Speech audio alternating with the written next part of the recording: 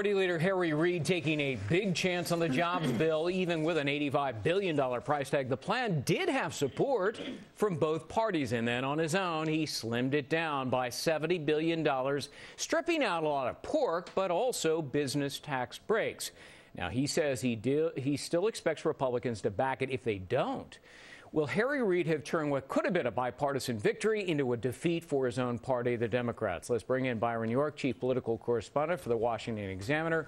Richard Socarides is a former special assistant and senior advisor to President Bill Clinton. Thanks for being with us, both of you. Richard, let me start with you. Even the White House apparently was caught off guard by what Harry Reid did. Today's Washington Post calling it, quote, a case study in dysfunction.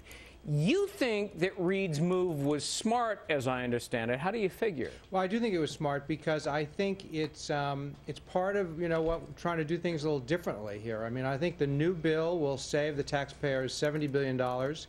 And it's, Reid's focus here is what I think the people want now. They want the government to be focused on job creation, but they want to do it in a way that doesn't spend a lot of money. So I think from a political perspective, it was pretty much pitch perfect. Yeah. And I think to have gone down the road with this $85 billion jobs bill would have subjected the Democrats to the same kind of criticism they got around the health care bill. So I think it was smart politics. Except they may get greater criticism if they produce nothing at all. Byron York, the original bipartisan bill would have actually had it would have cut payroll taxes for businesses that hire unemployed workers.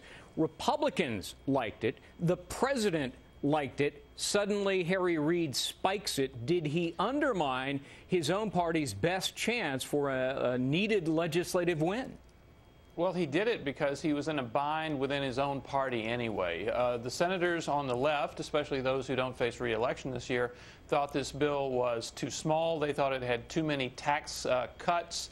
The extension of Bush tax cuts is thrown in there to get Republican approval. But then again, the Senate moderates, the Democratic moderates, especially those who are up for re-election this year, worried about it having too much pork. They know that people in their own states already are very concerned about the deficit. They think the stimulus last year didn't work.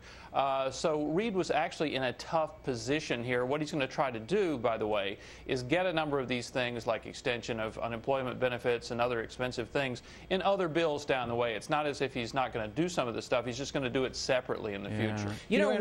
Richard, most Americans think the stimulus bill, the $787 billion plus stimulus bill, didn't really work. It was supposed to create jobs. I'm sure you saw the New York Times poll. A mere 6% of Americans believe it actually created jobs. This new jobs bill is being dubbed Stimulus 2. Does it run the risk of being equally unpopular and compounding problems for Democrats? Well, I think that's why you saw it shrinking so much, because they don't want it to be Stimulus 2. Either they don't want it to be characterized as Stimulus 2, but they don't want it in reality to be Stimulus 2 either. I mean, so it went from $85 billion down to $15 billion. It's much smarter.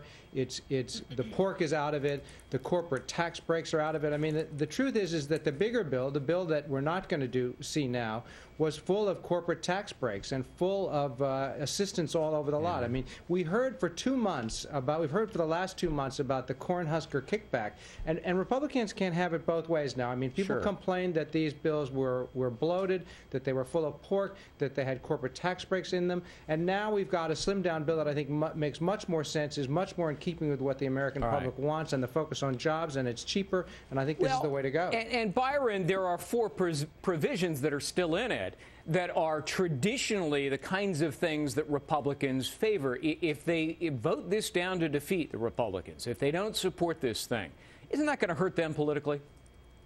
Well, it's entirely possible that they will actually support some of this, because you're right. The showpiece of it is this move to cut payroll taxes for employers who hire people who've been unemployed for some period of time. That's something that has bipartisan support. You'll probably see some version of it pass, but we should say that this $15 billion is a tiny bill. I mean, last year's stimulus was $787 billion. Between $787 billion and $15 billion is a huge amount, and most people don't think this is going to make a lot of difference, regardless what happens. Yeah, the large business groups are calling this a drop in the bucket. Will have a fractional impact, if any at all. Exactly. We'll wait and see. Richard Socarides and Byron York, good to see you both this Sunday. Thanks for being here. Thank you.